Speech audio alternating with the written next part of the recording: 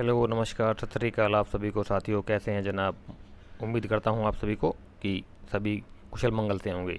तो साथियों, हमारे यूट्यूब चैनल से मिलकर के आप NTUGC JRF की तैयारी कर सकते हैं। JRF के साथ साथ आप तैयारी कर सकते हैं first grade, second grade, TGT, PGT इत्यादि सभी प्रकार के कम्पिटेटिव एग्जाम्स को क्रैक करने के लिए आप हमारे चैनल को ज्वाइन कर सकते हैं। ज्वाइन करने के लिए वीडियो के नीचे डिस्क्रिप्शन बॉक्स में जाइए, वहाँ पर लिंक मिल जाएगा।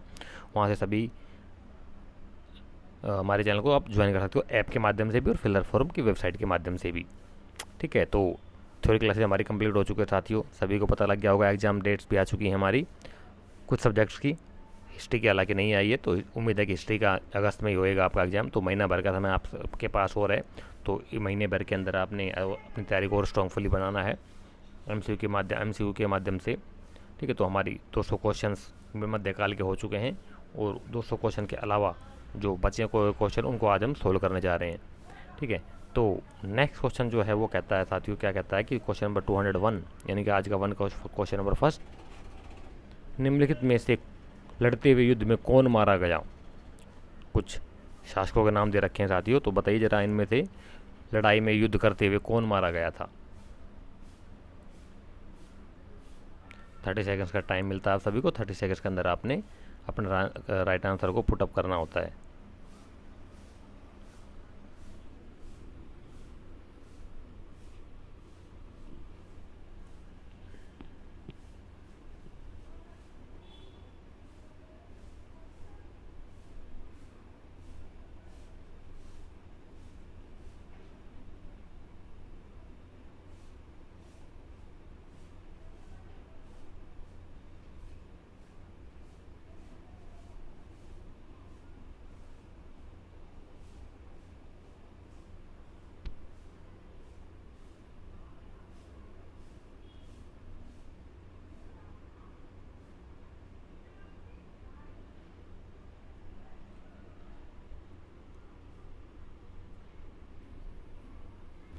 तो क्वेश्चन नंबर 201 का जो राइट आंसर होगा ना, वो साथियों ज़्यादातर स्टूडेंट्स को पता होगा। इसका क्वेश्चन नंबर 201 का जो राइट आंसर है वो है option number C, Ibrahim Lodi. Panipat के पहले युद्ध में इब्राहिम लोदी और बाबर के बीच में जो युद्ध हुआ था ना साथियों, तो उसमें ये 1526 में बाबर से लड़ता हुआ युद्ध में ही मारा गया था इब्राहिम लोदी। एकमात्र दिल्ली सल्तनत का सुल्तान था जो कि युद्ध में ही शहीद हो गया था।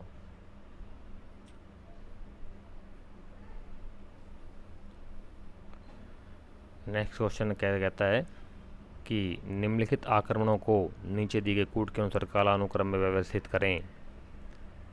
क्रोनोलॉजिकल ऑर्डर में लगाने आपने ये क्वेश्चंस, ये पॉइंट्स जो है कि कौन से शासक कौन से इन्वेडर्स ने कब कब आक्रमण किया था, पहले किसने किया, उसके बाद में किसने किया और सबसे लास्ट में किसने किया। तो इजीली लगा सकते हो, कोई ज़्यादा खास है नहीं इसके अंदर देखा जाए तो।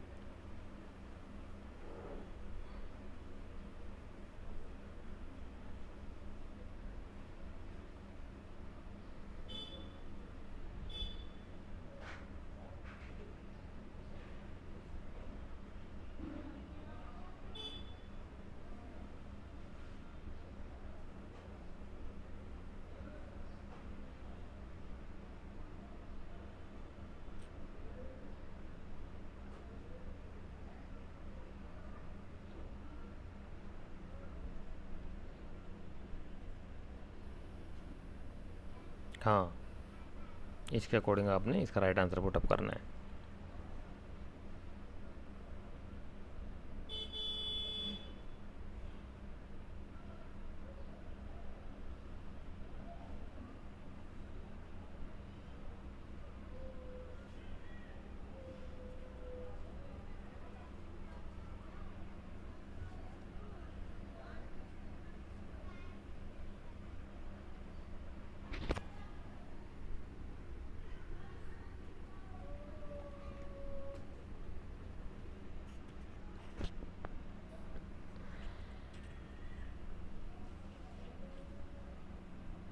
तो इसका जो राइट आंसर होगा ना साथियों, वो होगा, देख सकते हो ऐसे क्वेश्चन को सॉल्व करने के लिए ना आपको डेट याद होनी चाहिए।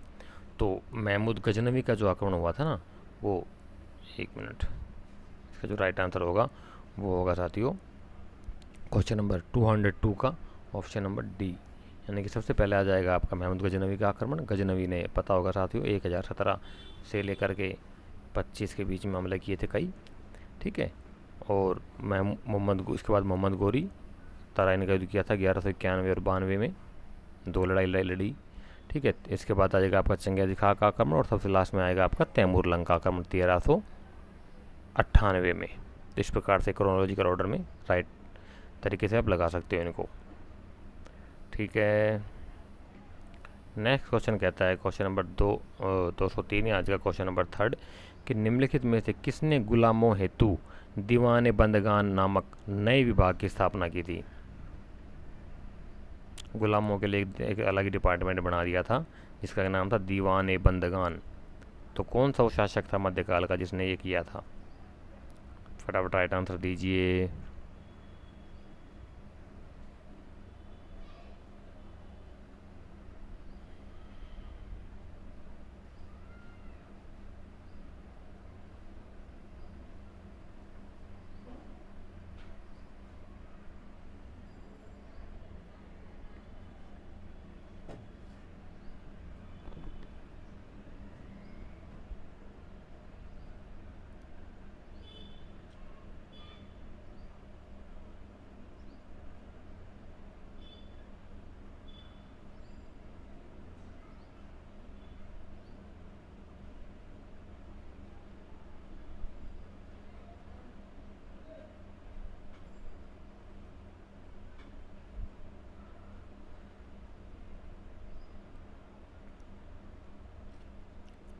तो क्वेश्चन नंबर 203 का जो राइट आंसर होगा साथियों वो होगा ऑप्शन नंबर सी। देखिए साथियों, यहाँ पर क्या हुआ था, फिरोज शाह तुगलक के एक समय में लगभग 1,80,000 इसके दास हो गए थे, गुलाम हो गए थे, जिनको किसने अलग अलग डिपार्टमेंट पे लगाया था ना।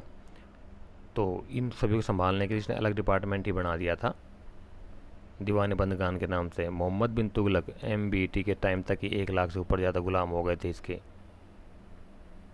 मोहम्मद बिन तुगलक के टाइम में 1,00,000 से ऊपर हो गए थे, और आपका फिरोज शाह तुगलक क्या आते थे 1,80,000 तक गुलाम हो गए थे। तो गुलामों को मैनेज करने के लिए इन्होंने इसे एक अलग ही डिपार्टमेंट बना दिया था, विभाग बना दिया था, जिसका नाम था दीवाने बंदगान, ठीक है। तो ये हुआ था इसके समय में। नेक्स्ट क्वेश्चन कहता है कि सुल्तान जलालुद्दीन खिलजी की हत्या किस नदी के किनारे की गई? हाँ, बताइए ज़रा साथियों, सुल्तान जलालुद्दीन की हत्या किस नदी के किनारे की गई थी?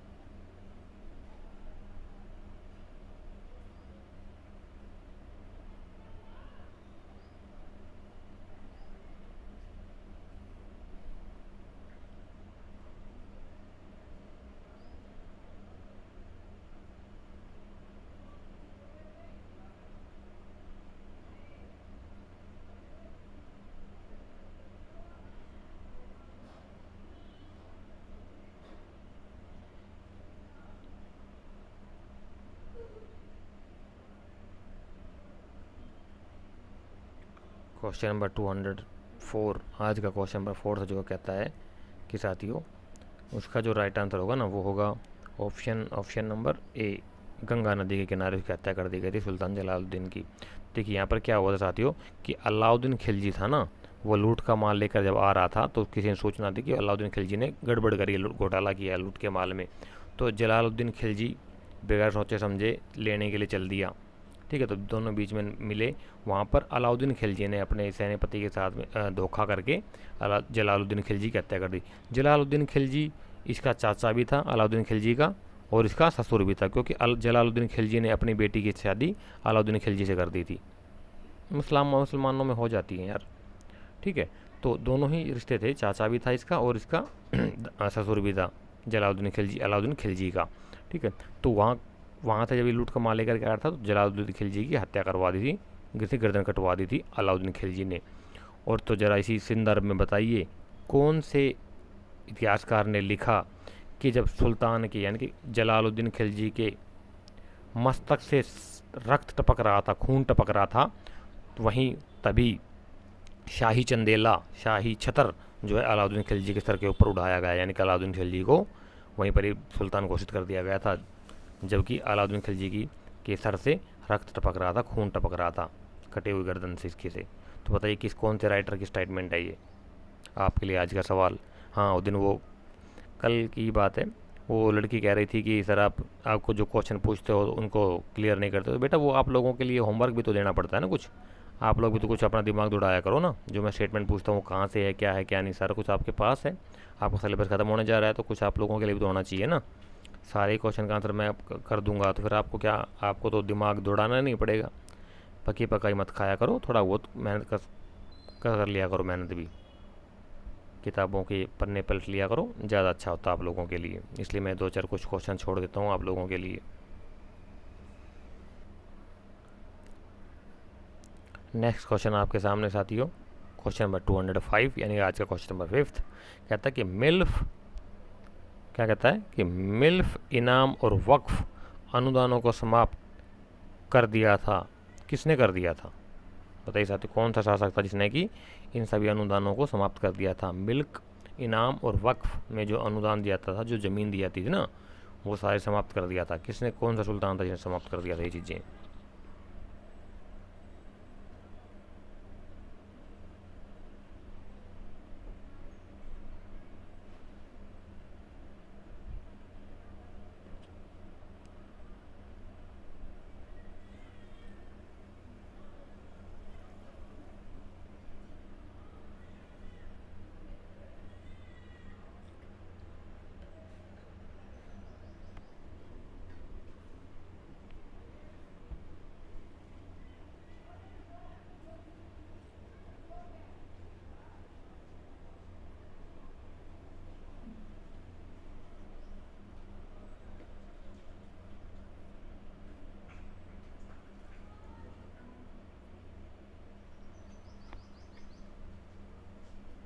तो क्वेश्चन नंबर 205 का जो राइट आंसर होगा साथी वो होगा option number D. Alauddin Khilji ने मिल्क इनाम और वक्फ अनुदानों को समाप्त कर दिया था, क्योंकि इसको लगने लगा था कि कहीं अमीर लोग इसके खिलाफ षड्यंत्र ना कर दें, तो उनको इसने शाही घरानों में शादियों करने पर रोक लगा दी थी और इस तरह के बहुत सारे कदम उठाए थे अमीरों को नियंत्रण करने के लिए।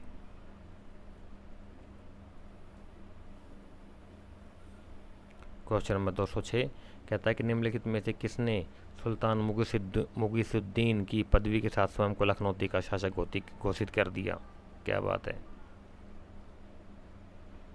पदवी धारण की थी सुल्तान मुगीसुद्दीन की और साथ ही लखनौती का शासक घोषित कर दिया था, अपने आप को राजा घोषित कर दिया था, स्वतंत्र शासक। कौन सा अमीर था वो जिसने ये किया था? अरसलान खां, तातार खां, बुगरा खां या तुगरिल खां?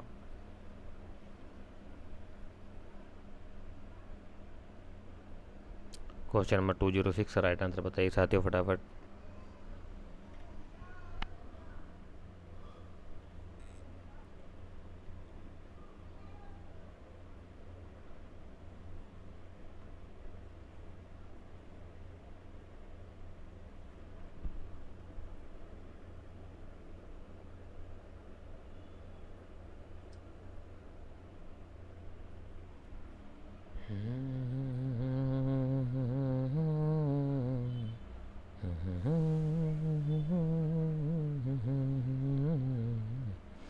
तो क्वेश्चन नंबर 206 का जो राइट आंसर होगा ना साथियों वो होगा आपका ऑप्शन नंबर डी, तुगरिल ने ही अपने आप को साथियों सुल्तान मुगीसुद्दीन के नाम से लखनौती का शासक घोषित कर दिया था। ये चलता रहता था यार, किसको नहीं चाहिए पोस्ट, सभी को चाहिए पावर, सबको चाहिए। तो को कहता है नेक्स्ट क्वेश्चन कि निम्नलिखित सुल्तानों में से किसने नियाबत खुदाई के साथ के सिद्धांत का प्रतिपादन किया? क्या बात है, नियाबत खुदाई, खुदा की छाया का सिद्धांत बनाया? कौन सा सुल्तान था जिसने सुल्तान का पद को एक प्रकार से दैवीय पद में बना दिया कि दैवीय अधिकार है सुल्तान का प्रजा पे शासन करना? अब तो समझ गए होगे, बताओ 207 का राइट आंसर क्या होगा?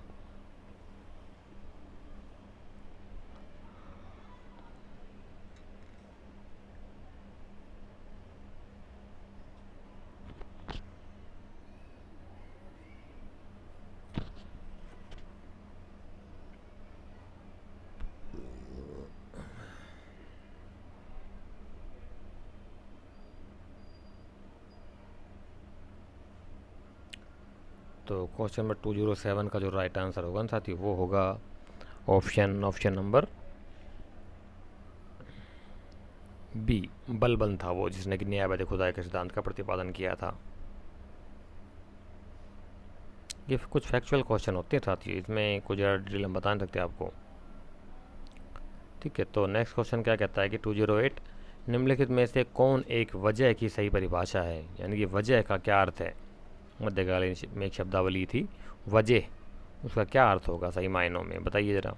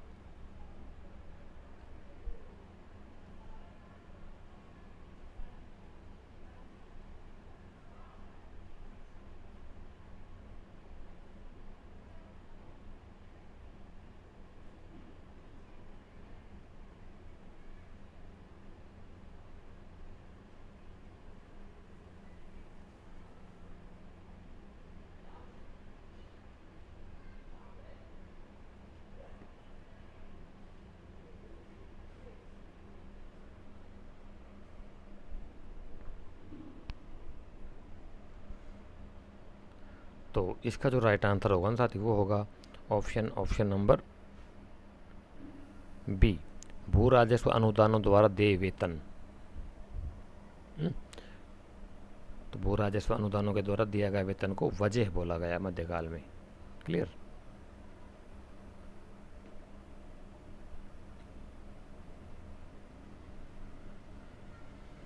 निम्नलिखित में से किस स्थान को अरब यात्रियों ने स्वर्ण ग्रह कहा। क्या बात है, सोने का घर, यानी कि स्वर्ण ग्रह मतलब सोने का घर कहा अरब यात्रियों ने। यानी अरब जब यात्री यहाँ आए थे ना साथियों, ठीक है, तो एक ऐसे स्थान को देखकर उनकी आंखें चौंध हो गई थी, इतना सोना देखा उन्होंने अरबियों ने। आज अरब खैर छोड़ो यार, अरबों का ना कोई ख़ास कल्चर नहीं रहा साथियों, अरबों के पास कभी पैसा नहीं रहा। ये तो अब आकर के सेकेंड वर्ल्ड वार के बाद हम मान लीजिए यहाँ पे तेल निकल आया है, यूरोपियंस ने जा कर के वहाँ पे रिसर्च की और रिसर्च के माध्यम से तेल निकाला, पेट्रोलियम, और उससे ये बन गए ना। तो अगर आपका 50 साल पीछे का अरब का इतिहास पढ़ोगे, आप देखोगे तो आपको पता लगा बहुत बहुत बुरे हालात रहे वहाँ पर साथियों, ज़्यादा गुजारा करना मुश्किल था। कच्ची ईंटों के घर, कच्चे ईंटों के कहाँ, ईंट भी कहाँ, कच्चे पत्थरों से घर बनाए जाते थे। उन्हीं को लेप करके झोपड़ी वगैरह डाल करके लोग रहते थे, बहुत बुरे हालातों में रहते थे लोग। पुराने खंडर पड़े हुए हैं अभी भी, आप अगर आपने वीडियो देखी होगी तो आपको पता लग जाएगा, बहुत बुरे हालात होते थे। अरबियों के पास कोई वहाँ कोई ना कोई इंडस्ट्री है, ना कोई नदियाँ हैं, ना कोई ज़मीन उपजाऊ उनकी, ना कोई इंडस्ट्री है उस समय थी, और ना ही कोई खेती बाड़ी का खास काम होता था। गर्मी बहुत ज़्यादा पड़ती है, आपको पता है, रेगिस्तानी इलाका है, ज़मीन उपजाऊ नहीं है, पानी के साधन नहीं है, बहुत बुरे हालात में रहते थे लोग। इसलिए पूरे अरब के और इसके आसपास क्षेत्रों से लोग हिंदुस्तान की तरफ चले जाते थे कि यहाँ पैसा था, व्यापार होता था दबा करके। 1835 तक मैक्स मुलर खुद कहता है कि पूरे वर्ल्ड का 35% एक्सपोर्ट जो करता था वो अकेला इंडिया करता था। तो स्वर्ण ग्रह जो कहा गया ना, उसे वो कहा गया साथियों ऑप्शन नंबर ए, मुल्तान को। मुल्तान जो आधुनिक पाकिस्तान में एक नगर है, उसे मुल्तान को अरब यात्रियों ने स्वर्ण ग्रह कहा था, क्योंकि इससे पहले उन्होंने कभी इतना सोना नहीं देखा था। और यहाँ पे मुल्तान में सोने के ढेर हुआ करते थे, मंदिरों में बहुत ज़्यादा चढ़ावा आता था और सोने के ढेर लगे होते थे, कि बिजनेस अच्छा होता था। मुल्तान एक बहुत बड़ा नगर था उस समय, व्यापार का केंद्र था।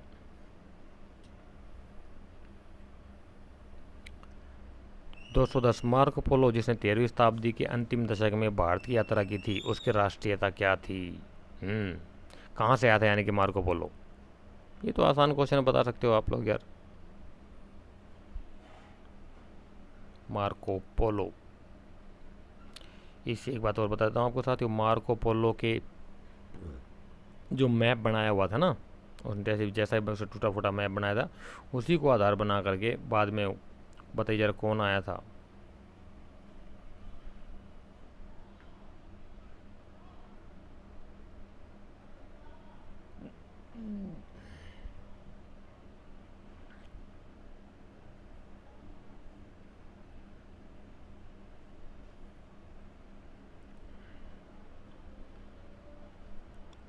तो मार्को पोलो जो था ना साथियों, वो था option option number C, Italian, Italy का था वो।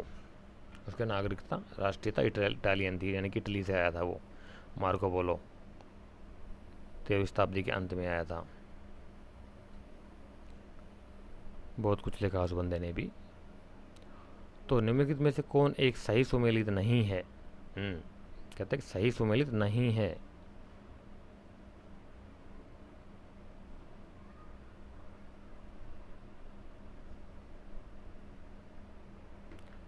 राजा और राजवंश दिए हुए हैं। तो कौन सा राजा किस राजवंश से संबंध नहीं रखता पूछा है, बताइए जरा।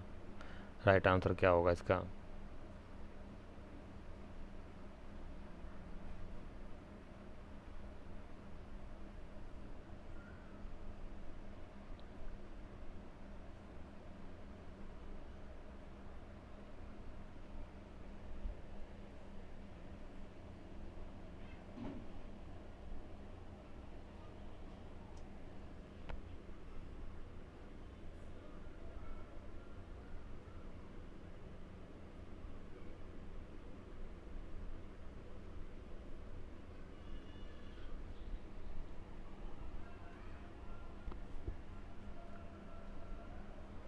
तो क्वेश्चन नंबर 11 का जो राइट आंसर होगा साथी, वो होगा option option number B. Sindhuraj चामान से संबंध नहीं था। सिंधुराज जो था वो चामान या चौहान, जिसको आजकल कह देते ना, तो उस समय का चामान और आज का चौहान एक ही बात है। इस चौहान राजवंश का नहीं था। तो ये राइट आंसर हो जाएगा आपका।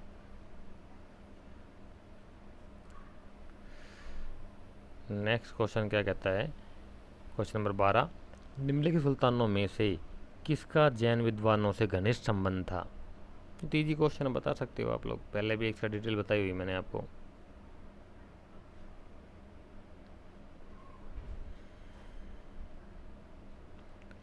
मेरे दिल में आज क्या है, तू कहे तो मैं बता दूं।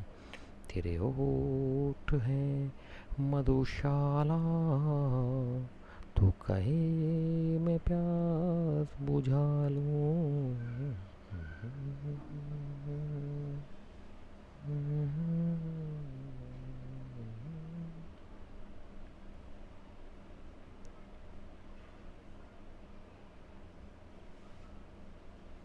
तो देखिए साथियों, क्वेश्चन नंबर 12 जो है ना, इसका जो राइट आंसर होगा वो होगा आपका option option number D, MBT, Muhammad bin Tughlaq. Muhammad bin Tughlaq का जैन विद्वानों से अच्छा घनिष्ठ संबंध था और वो उसके उनके साथ में दर्शन शास्त्र के ऊपर डिस्कशन करता था। क्योंकि सल्तनत काल का एकमात्र सबसे ज़्यादा पढ़ा लिखा इंसान था मोहम्मद बिन तुगलक। 13 क्वेश्चन कहता है कि तैमूर दिल्ली की वास्तुकला से इतना प्रभावित हुआ था कि वह अपने साथ भारत से शिल्पकार, राजमिस्त्री और निपुण कारीगरों को लेता गया ताकि वह उनसे उन्हीं प्रकार की इमारतें अपनी राजधानी में बनवाए। कहाँ ले गया था? देखा साथियों, क्या बात है। तैमूर लंग भी दिल्ली के मोनूमेंट, जो दिल्ली के जो डिजाइन भवन वगैरह मकान वगैरह थे, हैं, उनसे इतना प्रभावित हुआ था कि अपने साथ ले जाते समय वो 1398 में जिसने हमला किया था दिल्ली को, देखा तो कोई आंखें चक्काचौंध हो गई थी। यहाँ भी इतने बड़े बड़े बिल्डिंग्स है, मोनूमेंट्स है यहाँ पे, हैं। तो वो यहाँ से शिल्पकारों को, राजमिस्त्रियों को, कंस्ट्रक्शन वर्कर को, निपुण कारीगरों को लेता गया ताकि वह उनसे उन्हीं प्रकार की इमारतें अपनी राजधानी में बनवाए। तो बताइए साथी, उसकी राजधानी कहाँ पर थी? ताशकंद में, बुखारा में, समरकंद में या अजरबैजान में?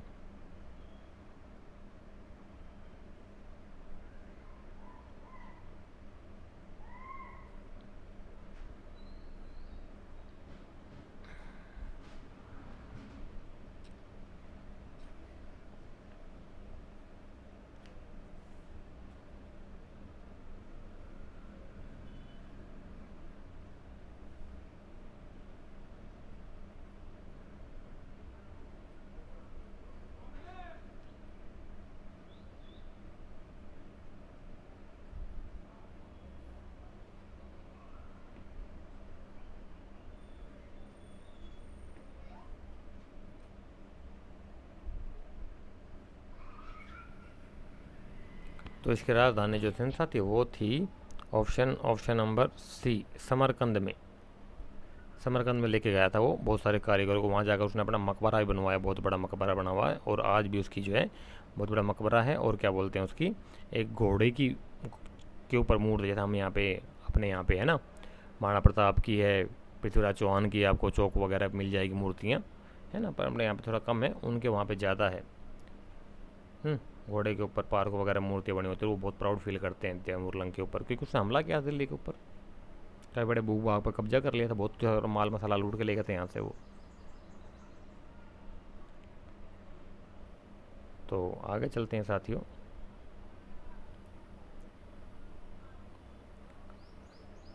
क्वेश्चन नंबर 214, यानी कि आज का क्वेश्चन नंबर 14 कहता है कि अमीर खुसरो ने अपनी प्रसिद्ध मसनवी आशिका, क्या बात है, किस सुल्तान के काल में लिखी थी? कौन से सुल्तान था जिसके काल में अमीर खुसरो ने अपनी प्रसिद्ध मसनवी लिखी थी, आशिका?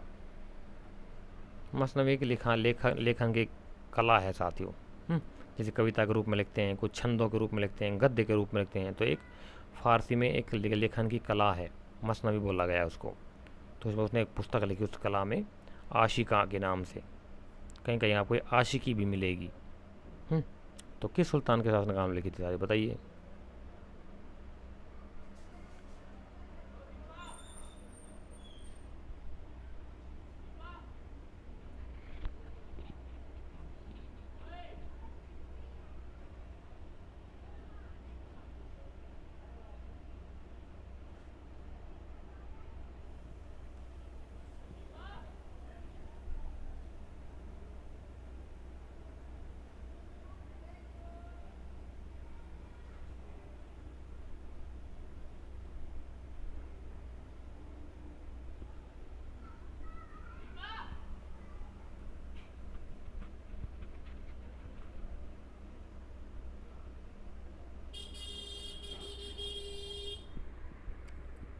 तो क्वेश्चन नंबर 14 का जो राइट आंसर होगा साथी वो होगा option number A. Alauddin Khilji के टाइम पे लिखी थी अमीर खुसरो ने अपनी प्रसिद्ध मसनवी आशिका। और ये देखिए साथियों, खिजर खां, अलाउद्दीन खिलजी का बेटा था खिजर खां, और उसकी एक प्रेमिका थी।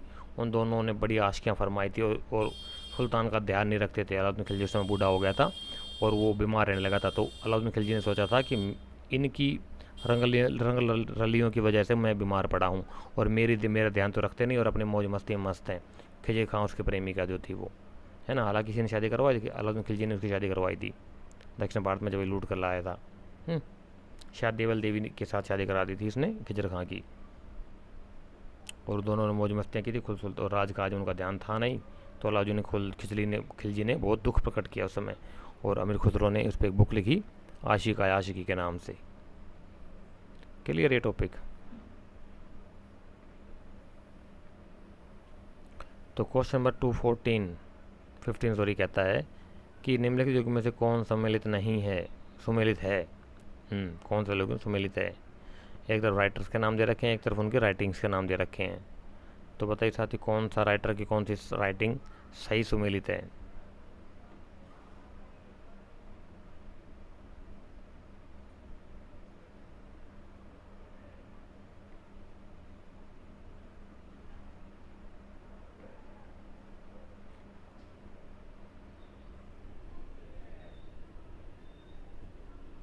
देखा जाए पहले भी पढ़ा चुका हूँ, ये पहले भी एक क्वेश्चन आ चुका, सोल्व करा चुका हूँ आप आसानी के साथ। अगर आपको याद होगा तो आंसर कर सकते हो इसका, कोई ज़्यादा मुश्किल नहीं है इसमें। और हाँ, बुक्स और उनके राइटर्स अगर आपने देखना है, एंशिएंट इंडिया, मिडिएवल इंडिया और मॉडर्न इंडिया के राइटर्स और बुक देखना है, तो टेलीग्राम चैनल पे ऑलरेडी वो फाइल डाल चुका हूँ मैं पीडीएफ के रूप में। मीडिया फाइल्स में जाइए, चेक करिए, मिल जाएगी आपको बुक्स एंड राइटर्स के नाम से पीडीएफ मिल जाएगी। उस पीडीएफ में बहुत सारी किताबें हैं, उनके राइटर्स के नाम हैं, उनको आप 2-3 बार अच्छे से पढ़ लोगे तो आपको याद हो जाएंगी। और हर बार आता है, सबको पता, हर बार क्वेश्चन आते हैं वहाँ से कि कौन सी बुक का राइटर कौन सा है, थोड़ा घुमा फिरा के पूछा आता है, लेकिन आता ज़रूर है क्वेश्चन वहाँ से। तो 2-4 नंबर आपको वहाँ से मिल सकते हैं अगर आप चाहोगे तो। क्वेश्चन नंबर 15 का जो राइट आंसर होगा साथी वो होगा ऑप्शन नंबर डी। अमीर खुसरो की राइटिंग है तुगलकनामा, और ये सबको पता है तारीख हिंद जो है अलबरूनी की है, ताजुल मसरिद में जहाँ तक मेरा ख्याल हसन जामी होनी चाहिए, और ये अलग है, अमीर खुर्द की नहीं है, तबकात नासिरी।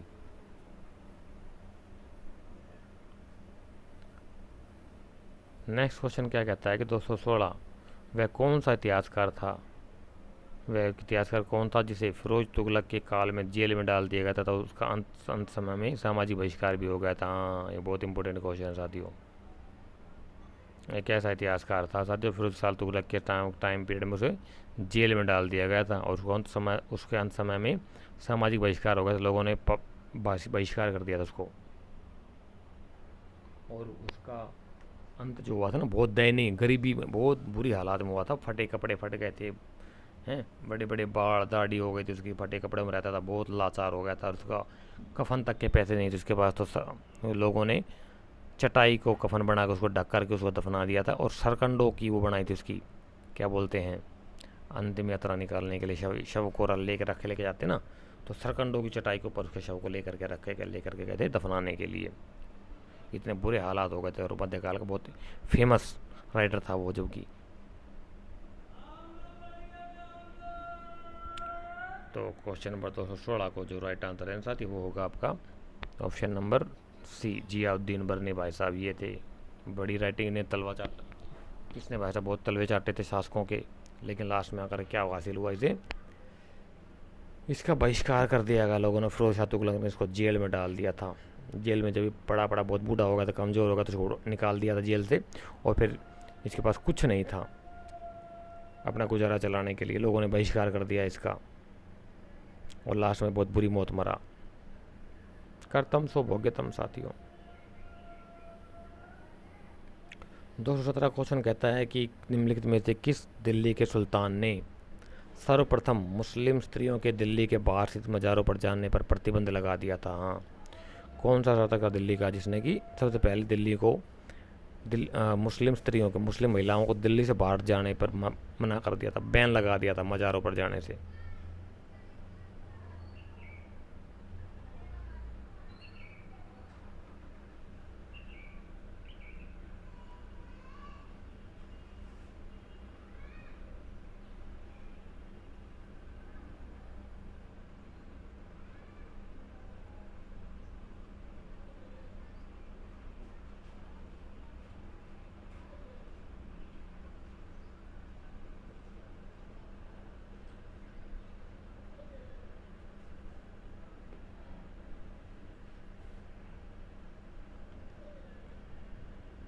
तो क्वेश्चन नंबर 17 का जो राइट आंसर होगा साथी वो होगा आपका option number C, Firoz Shah Tughlaq. Firoz Shah Tughlaq सबसे पहले बैन लगा दिया था महिलाओं को दिल्ली से बाहर मज़ारों पर जाने पर।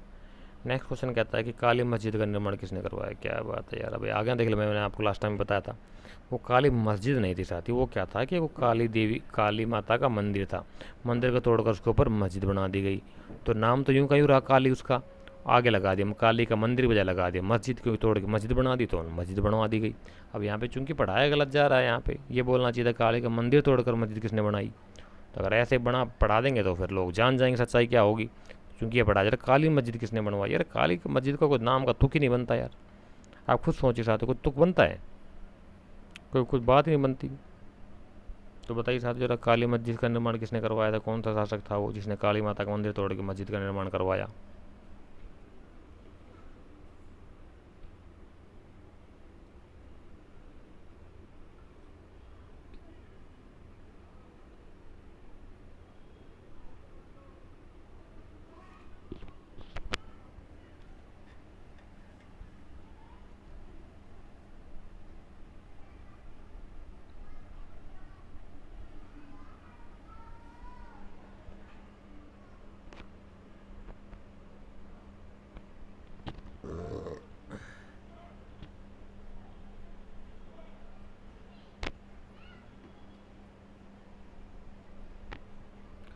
तो क्वेश्चन नंबर 218 का जो राइट आंसर होगा साथी वो होगा आपका option number C, Firoz Tughlaq था जिसने कि काली मस्जिद का निर्माण करवाया था, ये कह सकते हैं काली मस्जिद का काली माता का मंदिर तोड़ करके उसको मस्जिद में कन्वर्ट कर दिया था। ठीक है, ये तो बहुत आसान क्वेश्चन है यार, कि 1202 कहीं कहीं आपको 1203 भी मिल सकता है। ठीक है। ईस्वी सन में नालंदा विश्वविद्यालय को किसने जलाकर नष्ट कर दिया था?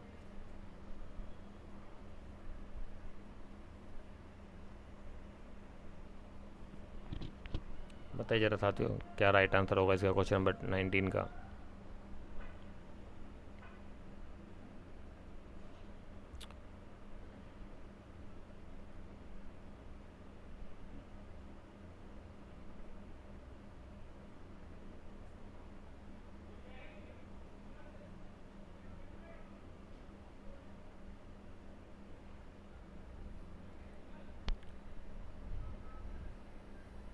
1202 की बजाय कहेंगे आपको 1203 भी मिलेगा, एक ही बात है। तो ये तो इजी क्वेश्चन सबको पता ही होगा। क्वेश्चन नंबर इसका जो राइट आंसर होगा बी, इख्तियारुद्दीन मोहम्मद बिन बख्तियार खिलजी। बख्तियार खिलजी मिलेगा कहीं कहीं आपको, इतना लंबा नाम नहीं मिलेगा हर जगह। तो बख्तियार खिलजी ने उसको जलाकर नष्ट कर दिया था नालंदा को। और बहुत सारी यूनिवर्सिटी को उसने निकम्मा ना करा था, कुछ खुद कुछ करने से दूसरों के मोनूमेंट्स को उन्होंने तबाह कर दिया, लुटेरे थे। भारत के लोग सर्वप्रथम इस्लाम के संपर्क में निम्नलिखित में से किस प्रकार से आए थे? हाँ, भारत में इस्लाम के संपर्क में भारतीय लोग किस प्रकार से आए थे, बताइए जरा।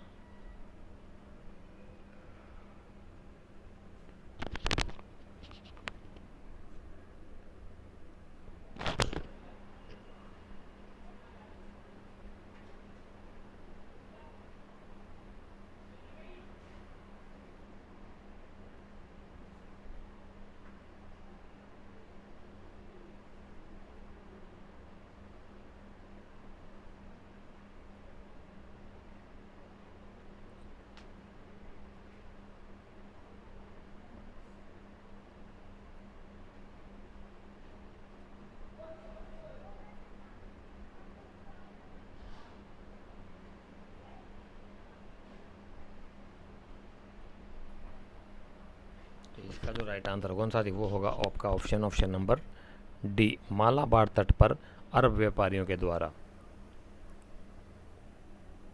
तो अरब व्यापारियों के थ्रू जो है इस्लाम के संपर्क में आए थे इंडिया के लोग सबसे पहले, यानी कि अरबी जो है व्यापारी, अरबी मुस्लिम जो थे वो व्यापारी ग्रुप में मालाबार तट पर आए थे। केरला का तो तट है ना मालाबार तट जिसको बोलते हैं, वहाँ पर आने लगे थे धीरे धीरे व्यापार करने के लिए, क्योंकि हमारे यहाँ पर मिर्च मसालों का, काली मिर्च और मसाले जो होते हैं ना उनका बहुत तगड़ा व्यापार होता था।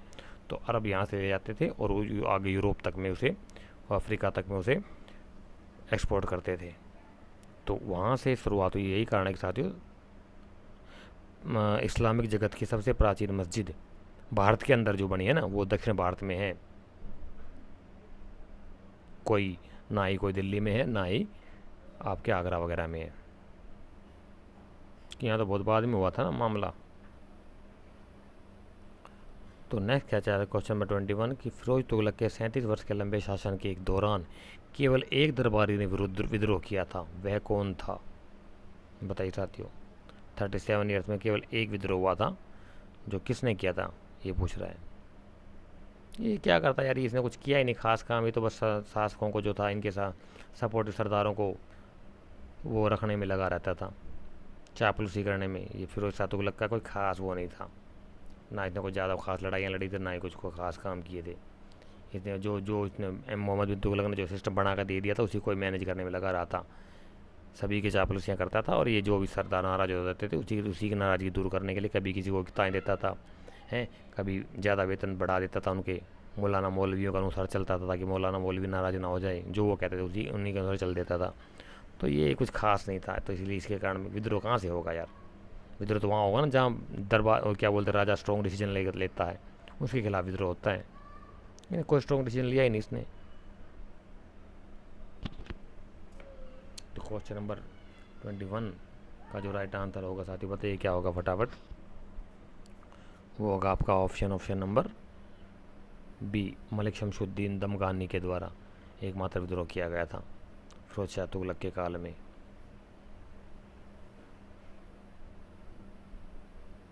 क्वेश्चन नंबर 22 कहता है किसने पहली बार भारत विभिन्न क्षेत्रों की भाषाओं का विवरण दिया है, तथा कहता है कि हिंदी विदेश की संपर्क भाषा है तथा संस्कृत शास्त्रीय भाषा है।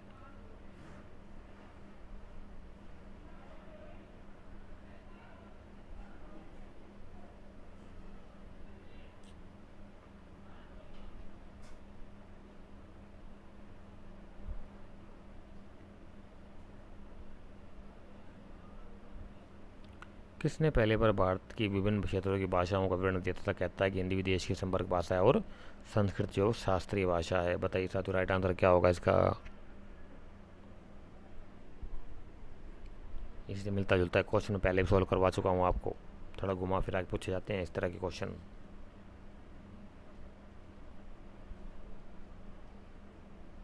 तो इसका जो राइट आंसर होगा ना साथियों, वो होगा आपका ऑप्शन नंबर सी, अमीर खुसरो ने कहा है कि हिंदी विदेश की संपर्क भाषा है। ज़्यादातर लोग उत्तर भारत के लोग हिंदी बोलते हैं और संस्कृत जो शास्त्रीय भाषा है।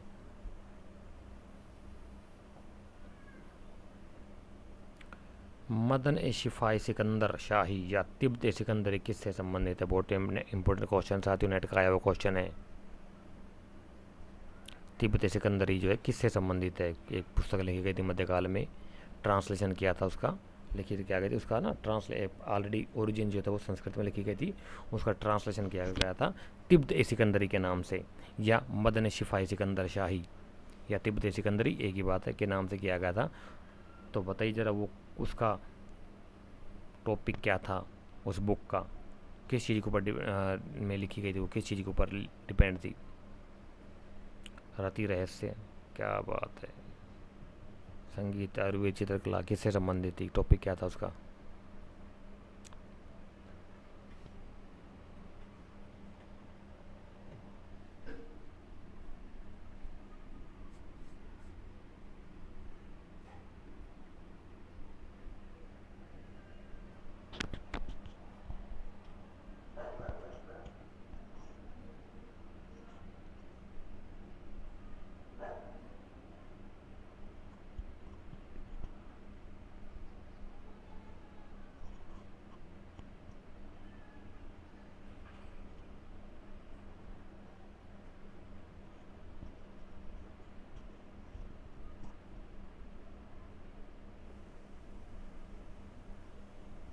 तो क्वेश्चन नंबर 23 जो है, इसका जो राइट आंसर होगा साथी वो होगा आपका ऑप्शन नंबर सी। ये आयुर्वेद के ऊपर लिखी गई पुस्तक थी जिसका कि ट्रांसलेशन हुआ था तिब्बत सिकंदरी के नाम से। चिकित्सा शास्त्र से संबंधित पुस्तक थी। और संगीत अलग चीज़ है, सबको पता है। चित्रकला कोई बताएगा था रति रहस्य क्या होता है? जिस प्रकार से मैं बताता हूँ, कोई बात नहीं, चूँकि बड़े स्टूडेंट इसलिए क्लियर करना ठीक रहता है थोड़ा सा। क्या होता है कि जैसे आपका प्राचीन काल में महर्षि वात्स्यायन ने लिखा था ना कामासूत्र, कामसूत्र पुस्तक किसने लिखी थी? महर्षि वात्स्यायन ने, वात्स्यायन ने लिखी थी कामसूत्र। इसी प्रकार से तो जो पौराणिक मान्यता है, हालांकि हमारी कामदेव, कामदेव की पत्नी जो है ना, उसे रति कहा गया है, उसे रति माना गया है। कामदेव आदमियों के रूप में कामदेव और रति महिलाओं के प्रति रति। तो रति जो है ना, ये रहस्य इससे संबंधित है, जो कामदेव की पत्नी थी। यानी कि आप समझ सकते हो ये एक प्रकार से कंज्यूमेशन का टॉपिक है, रति रहस्य उससे संबंध रखती है। कामासूत्रा जो वात्स्यायन का द्वारा लिखा गया ग्रंथ था, और इसी प्रकार से रति रहस्य भी एक पुस्तक है जो कि इसी प्रकार से संबंध रखती है। ठीक है ना, सब समझदार हो आप लोग। और हाँ, एक चीज़ और बताता हूँ, कामासूत्र को नेगेटिव में मत लीजिए, इसमें बहुत सारे हमें उस समय की समाज की जानकारी मिलती है, ना कि ओनली सिर्फ सेक्स के ऊपर डिपेंड नहीं करती है कि इसमें खाली वही एक काम होगा। अगर आप पढ़ोगे उसमें बहुत से उस समय के हालात तो क्या थे, उस समय के लोग क्या, उनका रहन सहन क्या था, उनका कल्चर क्या था, उनका तरीका क्या होता था, इस प्रकार की बहुत सारी जानकारी मिलती है हमें। खाली एक चीज़ के ऊपर खाली नाम से उस चीज़ का आकलन मत किया करो कि भाई नाम कामासूत्र है तो इसमें खाली एक वही सेक्स ही मिलेगा। नहीं, ऐसा नहीं है, मैंने पढ़ा है, बहुत कुछ अलग ही चीज़ें हैं उसमें। तो ये था इसके बारे में। नेक्स्ट क्वेश्चन कहता है क्या कि सूची 1 को 2 से सुमेलित कीजिए तथा नीचे दिए गए कोड से सही उत्तर का चयन कीजिए। एक तरफ राइटिंग दी हुई है साथी और एक तरफ उनके राइटर्स हैं। तो बताइए साथी कौन सी बुक कौन से राइटर ने लिखी थी?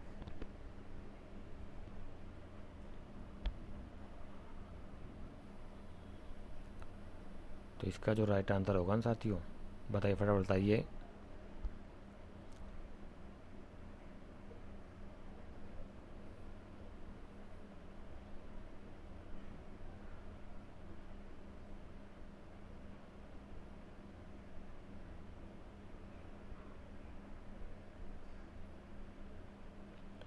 इसका जो राइट आंसर होगा साथी वो होगा आपका ऑप्शन नंबर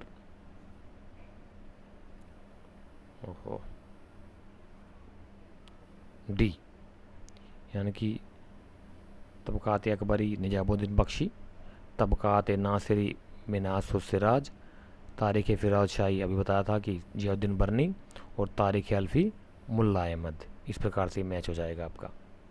ठीक है, नेक्स्ट क्वेश्चन क्या कहता है कि निम्नलिखित में से किसने अमीर खुसरो की उपाधि धारण की थी। क्या बात है, अमीर खुसरो का ओरिजिनल नाम क्या था, यानी कि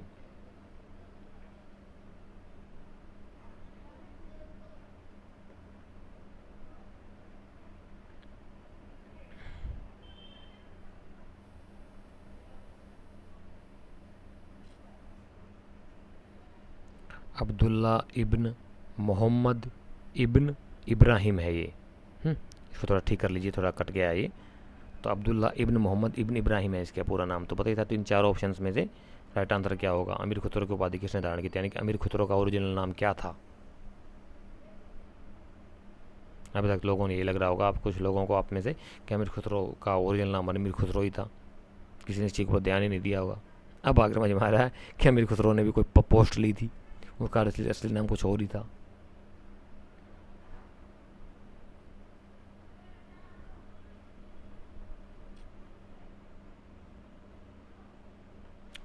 तो अकॉर्डिंग टू सिलेबस से कहता है कि हमें इसका जो राइट आंसर होगा वो होगा साथी option number B, Abul Hasan Yaminuddin ने अमीर खुसरो की उपाधि धारण की थी। लेकिन अब जो नई रिसर्च आई है ना साथियों, उसमें क्या है कि अबुल हसन और अमीर खुसरो दो समकालीन अलग अलग इतिहासकार थे। एक ही समय में हुए दो इतिहासकार थे। अबुल हसन अलग था, अमीर खुसरो अलग था। ठीक है, लेकिन चूंकि अभी जनरली तो यही पढ़ाया जा रहा है कि अबुल हसन ने ही अमीर खुसरो की उपाधि धारण करके लिखा था, लेकिन अबुल हसन अलग था, अमीर खुसरो अलग था। ये आपकी नॉलेज के लिए बता रहा हूँ। ठीक है, तो ये कुछ क्वेश्चन थे साथियों। आज हमारा बस इतना ही क्वेश्चन सोल्व करेंगे, ज़्यादा समय नहीं आज मेरे पास भी। तो इससे अलग आगे के क्वेश्चन जो है हम नेक्स्ट वीडियो में सॉल्व कराएंगे आपको। तब तक के लिए आप अपनी स्टडी में लगे रहिए साथियों। Thank you so much. जय हिंद और जय भारत।